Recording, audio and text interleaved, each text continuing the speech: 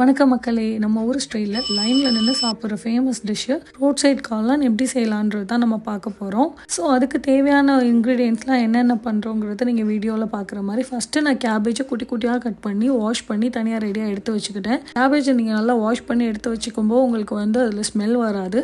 அதில் கொஞ்சமாக நீங்கள் கடலை மாவு, கொஞ்சமாக கார்ன்ஃப்ளவர், மைதா, சிக்கன் 65 பவுடர், ஒரு ஸ்பூன் சால்ட், கொஞ்சமாக ஜிஞ்சர் கார்லிக், கொஞ்சமாக கரம் மசாலா, தேவைக்கு ஏற்ற மாதிரி தண்ணி ஊற்றி கொஞ்சம் நல்லா பிசைஞ்சு வடை போடுற பதத்துக்கு எடுத்து வச்சுக்கோங்க.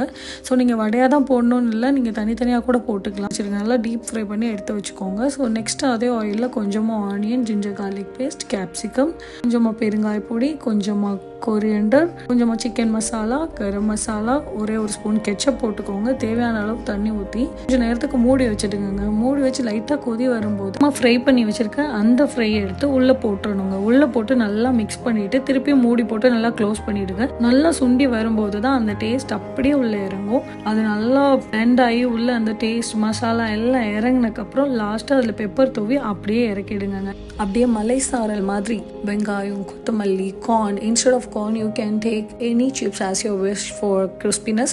ஸோ கண்டிப்பாக மறக்காமல் வீட்டில் இருக்கவங்களுக்கு ஈவினிங் ஸ்நாக்காக செஞ்சு கொடுத்து பாருங்கள். Until then, see you in the next video. JD Kitchen follow பண்ணிக்கோங்க மக்களே.